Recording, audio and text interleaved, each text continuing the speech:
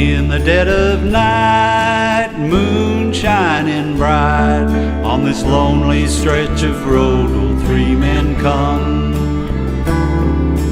My side is poor, three dark men I saw. I don't think I'd know a single one. Folks, every now and then you hear a song and you think, oh, it stops you in your tracks and you have to listen. It's like going through a history lesson. For me, it was a bit of an eerie lesson because obviously I wasn't born back in that era, but it brought me back to shows and the realisation how tough and how mean things could have been back in the day. But joining us right now is Watling and Bates, and they have got a song out called In the Dead of Night. And if you haven't heard it yet, you're going to hear it tonight, and I'm telling you now, you're going to want to race out and buy it. It is an absolute cracker. Kim and Jeff join us right now from Watling and Bates. Guys, what an eerie song. Oh, it is a bit. Wow. Thank you, yes. We try to be a bit frightening in this one and stark reality. It opens your eyes and it opens your heart, actually, and all I think of is that person that was too scared to step forward and, you know, say something or do something. It's one of those songs that it just grabs you right from the start, and the music is amazing that goes with it. Is that something that you both work together with? Yeah, us and Thor Phillips. We started that song off not knowing how it was going to end. By the end of it, it wrote itself.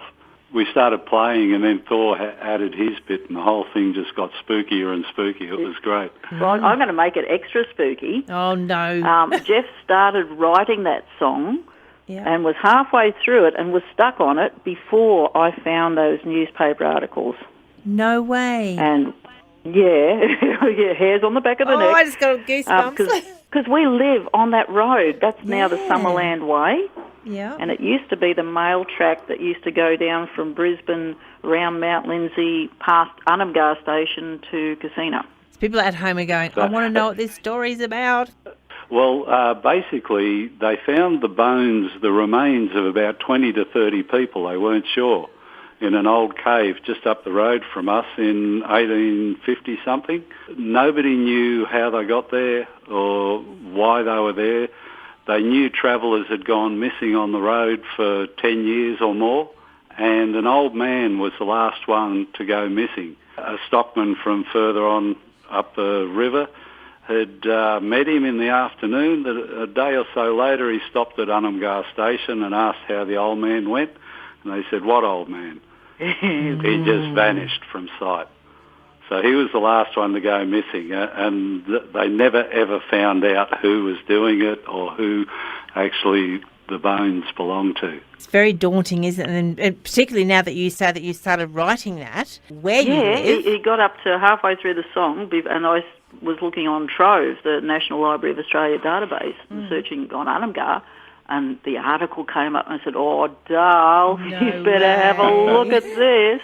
And then we heard things from neighbours. He said, "Oh, yes, I remember that. They used to have a gun box. You'd go and you'd stop and you pick up your gun and then you drop it in the gun box on the other way through because people were getting knocked off right, left and centre there." And it was bushranger days. It was the gold diggings. It was like Deadwood in between Unumgar and Grevillea. Now, talking about Grevillea, you just had your launch there last weekend. How did it all go? Oh, it was epic. The small halls can't fit too many people, but there was about 120 people in the hall. Did beautiful spooky mood lighting, and we had some amazing guests with us. A local fella, Cole Graham, who did some old-time dance music with us. Shelley Nagus, she grew up in old Grevillea and even had 21st birthday at the hall. She played with a lady called Ruth Woodhams, who's also a radio person. And a fella called Rowan Langford, who's a filmmaker, he did a little spot as well. Plus, we had Thor Phillips with us on stage.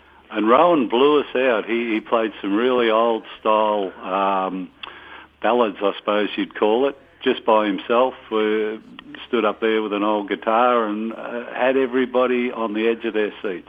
Oh, sounds like we're watching on Facebook too because you put so much on there for us. It's such an interesting thing. You know, we actually go on your journeys when you go through them, and we saw a lot of the pictures on there. It looked like a great night. Oh, it was. And we don't have a telly, so that's my excuse for spending perhaps a little bit too much time on Facebook. What's the next couple of months got in store for Watling and Bates? Oh, Travelling. yeah, a little bit of local stuff before we go. Country Carner at Lismore on the 28th. That's I've probably been running for 10 years now, a country variety show at the Lismore Workers. Then we're off to Tara and Roma in May. And Brisbane in June, and We'll be at the Bug in Brisbane in June.